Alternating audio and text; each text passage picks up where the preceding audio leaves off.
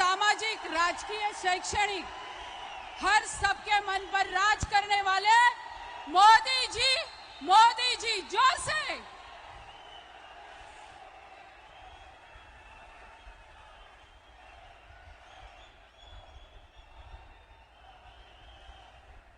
जय शिवाजी, जय शिवाजी, जय शिवाजी।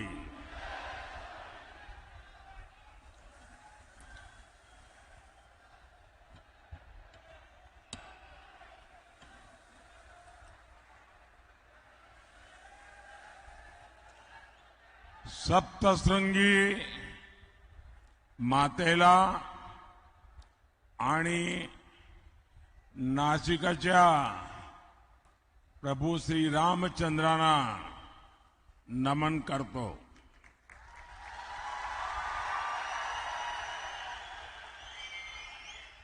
कल काशी में मैंने बाबा विश्वनाथ और काल भैरव का आशीर्वाद लेकर नामांकन किया और आज यहां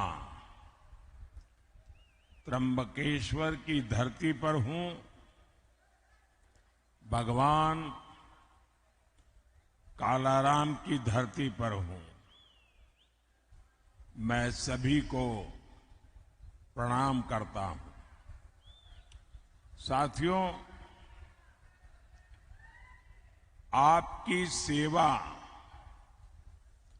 यही मेरे जीवन का सबसे बड़ा लक्ष्य है।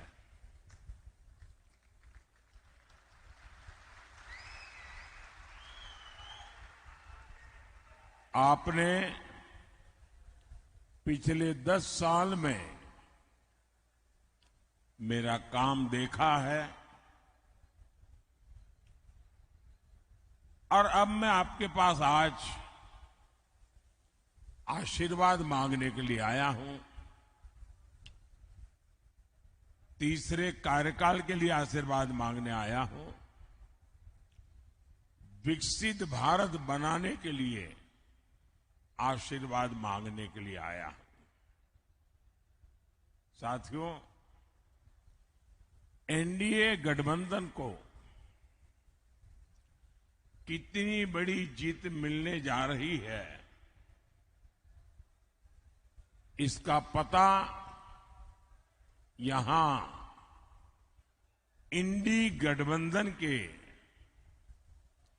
एक बड़े नेता की बातों से भी पता चलता है। वो जानते हैं कि इंडी गठबंधन का जो मुख्य दल है कांग्रेस, वो कांग्रेस इतनी बुरी तरह हार रही है, इतनी बुरी तरह हार रही है कि उनके लिए मान्य विपक्ष बनना भी मुश्किल है।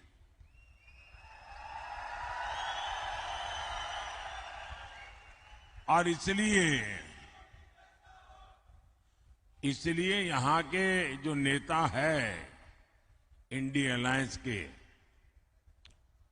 यहां मतलब नासिक के नहीं, महाराष्ट्र के, उन्होंने सभी छोटे छोटे दल जो है, इन दलों को ये सुझाव दिया है कि चुनाव समाप्त होने के बाद इन सभी छोटी पार्टियों ने कांग्रेस में मर्जर कर देना चाहिए, यानी अपने अपने शटर बंद कर देने चाहिए,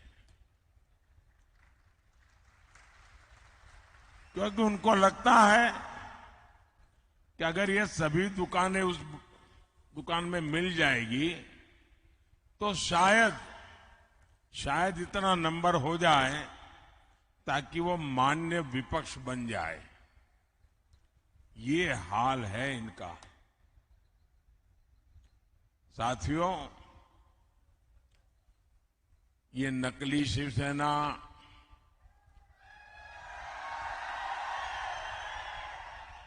नकली राष्ट्रवादी पार्टी, इसका कांग्रेस में विलय होना पक्का है।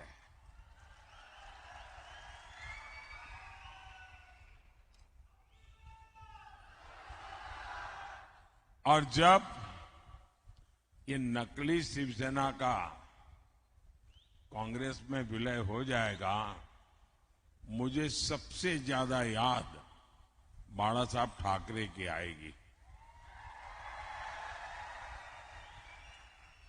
क्योंकि बाला साहब जी कहते थे जिस दिन लगा कि शिवसेना कांग्रेस बन गई है, उस दिन शिवसेना समाप्त कर दूंगा। मतलब अब नकली शिवसेना का अता पता भी रहने वाला नहीं है।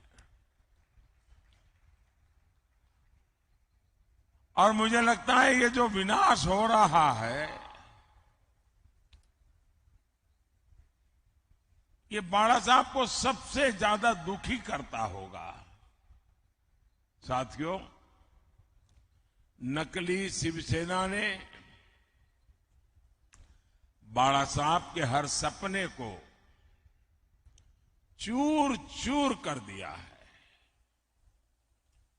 बाला साहब ठाकरे का सपना था अयोध्या में भव्य राम मंदिर का निर्माण हो।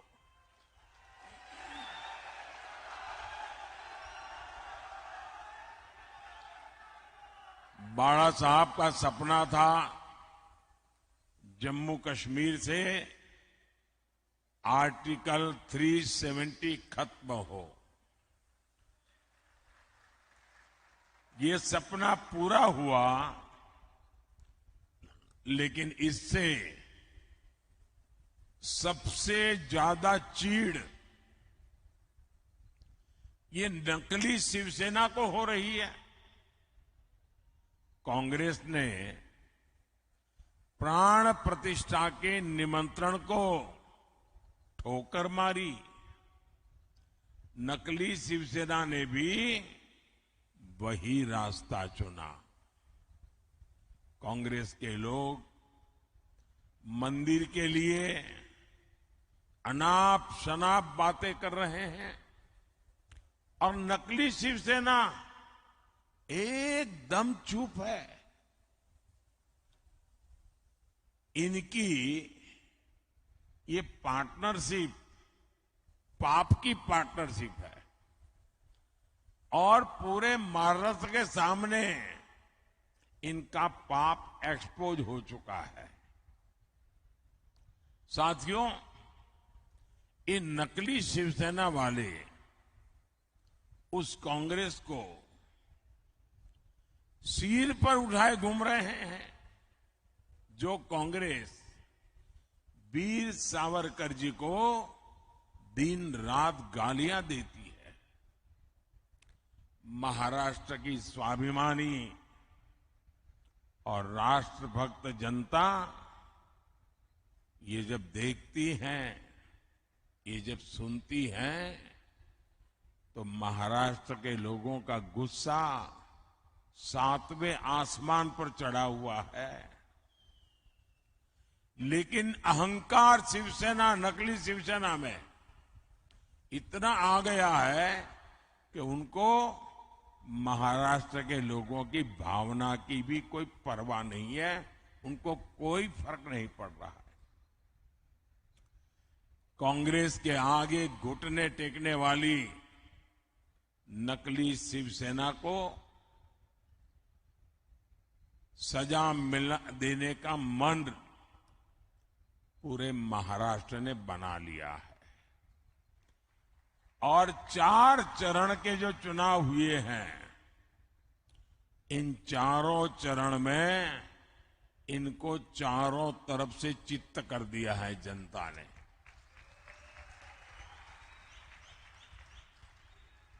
साथियों, आज मोदी गरीब को मुफ्त राशन दे रहा है।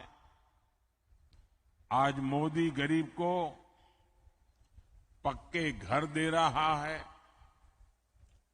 बिजली कनेक्शन, हर घर जल, उज्ज्वला का गैस कनेक्शन दे रहा है। हमने कभी भी न किसी का धर्म देखा है, न किसी का धर्म पूछा है। योजना सबके लिए बनाई जाती है, सबको योजनाओं का लाभ दिया जाता है, लेकिन कांग्रेस की नीयत रही है, इसका बहुत बड़ा खुलासा आज मैं 140 करोड़ देशवासियों के सामने करना चाहता हूं। और भगवान राम की ये धरती है एक प्रकार से, तो मुझे लगता है कि ये गंभीर विषय यहां पर उठाना ज्यादा अच्छा होगा। साथियों, कांग्रेस की सोच है कि देश की सरकारें जितना बजट बनाती है उसका 15% सिर्फ और सिर्फ माइनॉरिटी पर खर्च हो, यानी धर्म के आधार पर बजट का भी बंटवारा, धर्म के आधार पर इन्होंने देश को बांटा। और आज भी वो धर्म के आधार पर भांति भांति के बंटवारे करने में लगे हुए हैं। कई साल पहले कांग्रेस ने धर्म के आधार पर बजट के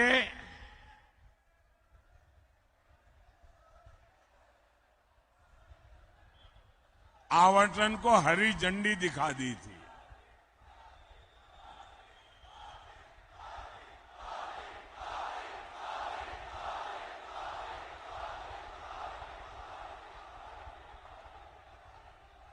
जय श्री राम,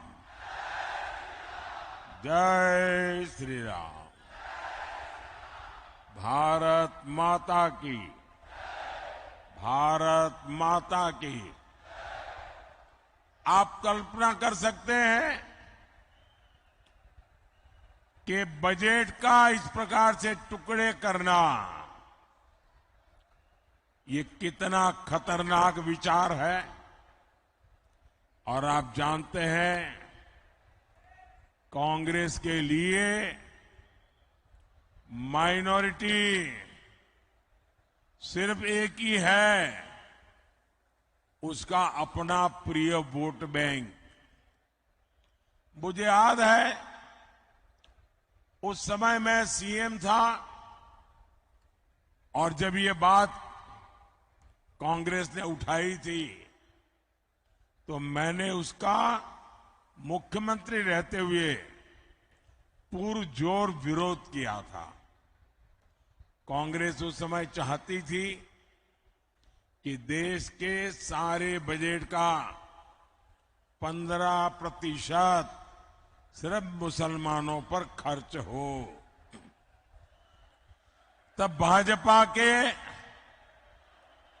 जबरदस्त विरोध के बाद ये कामयाब नहीं हो पाए थे, लेकिन अब ये सारे पुराने एजेंडे की उसको लागू करने पर तुले हुए हैं। बाबा साहब आंबेडकर धर्म के आधार पर आरक्षण के खिलाफ थे, लेकिन कांग्रेस कह रही है कि एससी, एसटी, ओबीसी और गरीबों का आरक्षण छीनकर मुसलमानों को दे देगी। कांग्रेस आपकी संपत्ति को भी जब्त करके उसका हिस्सा अपने वोट बैंक को देने की तैयारी में है। लेकिन कांग्रेस और इंडी अगाड़ी वाले कान खोल करके सुन ले। मोदी धर्म के आधार पर न बजट बांटने देगा और न ही धर्म के आधार पर आरक्षण देगा।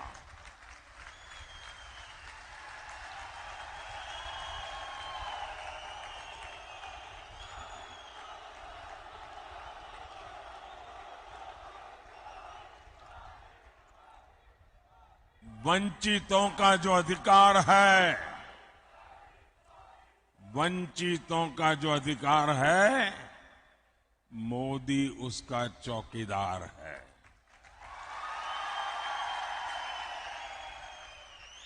भाइयों और बहनों, हम तो छत्रपति शिवाजी महाराज की प्रेरणा से काम करने वाले लोग हैं। ये चुनाव सिर्फ एमपी चुनने का नहीं है, बल्कि पीएम चुनने का है। ऐसा पीएम जो ताकतवर भारत बनाने के लिए कड़े और बड़े फैसले ले सके।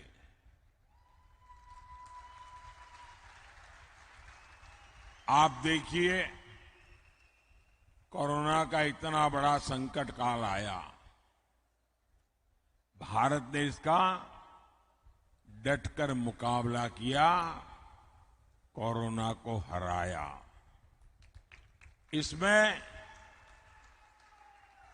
आरोग्य विभाग में हमारी बहन भारती पवार जी, जो इस विभाग को देखती थी, उनका शांत और सेवा भाव बहुत काम आया। आज कोरोना के विरुद्ध भारत की लड़ाई की प्रशंसा पूरी दुनिया कर रही है। भारती जी के प्रयासों से यहां नासिक जिले के गांवों में करीब 600 आयुष्मान आरोग्य मंदिर बने हैं। यहां दर्जनों जन औषधि केंद्र खुले हैं। इन केंद्रों पर 80% डिस्काउंट पर दवाएं दी जा रही है। इतना ही नहीं, नासिक की 2 लाख से अधिक गर्भवती महिलाओं के खाते में 6-6 हजार रुपया भेजा गया है। सिकल सेल एनीमिया से मुक्ति हो या फिर बच्चों का टीकाकरण, सरकार ने गरीब कल्याण का प्रयास पूरी ईमानदारी से किया है। साथियों, आपके स्वास्थ्य को लेकर अब तो मोदी ने एक और बड़ी गारंटी दी है। अब महाराष्ट्र के सभी परिवारों के 70 साल से ऊपर के जो बुजुर्ग हैं, उनको 5 लाख रुपए तक का मुफ्त इलाज ये मोदी की जिम्मेवारी रहेगी।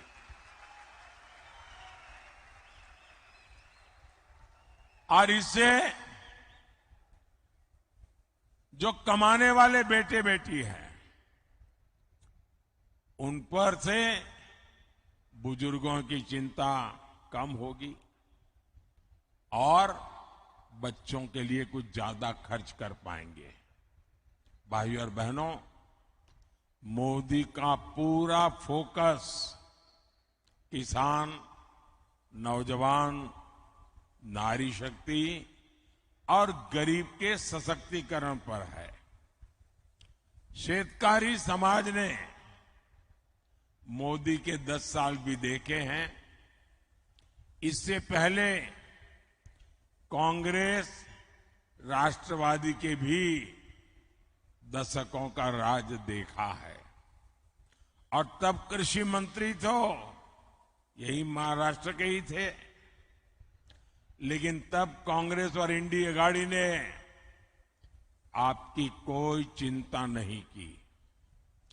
आज पीएम किसान सम्मान निधि के 12,000 रुपये हर साल यहां हर किसान परिवार को मिलते हैं। यानी आने वाले 5 साल में कम से कम 60,000 रुपये हर किसान को मिलना तय है। पहले 1 पैसा भी मिलता था क्या? मैं मानता हूं मेरे किसान भाई बहन मोदी को कभी भी भूलेंगे नहीं। कांग्रेस के राज में किसानों के लिए झूठे पैकेज घोषित होते थे। कोई किसान बता दे, क्या आपको इन पैकेज में से 1 रुपया भी मिलता था? साथियों, मोदी किसान हित को हमेशा सर्वोपरि रखता है। नासिक और ये क्षेत्र तो प्याज और अंगूर की खेती के लिए प्रसिद्ध है।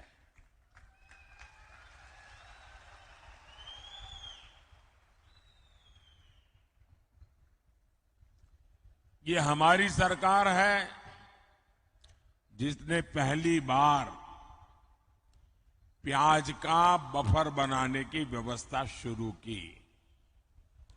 पहले के सरकारों में ऐसी कोई व्यवस्था ही नहीं थी। हमने पिछले सीजन में 7 लाख मैट्रिक टन प्याज किसानों से खरीदा है। अब फिर सरकार 5 लाख मैट्रिक टन का बफर तैयार करने में जुटी हुई है। बीजेपी एनडीए सरकार के प्रयासों की वजह से 10 साल में प्याज का एक्सपोर्ट 35% बढ़ा है, 35% बढ़ा है। अभी 10 दिन पहले ही प्याज निर्यात पर लगे बैन को हटा दिया गया है। पिछले 10 दिनों में 22,000 मैट्रिक टन से ज्यादा प्याज का निर्यात हो चुका है।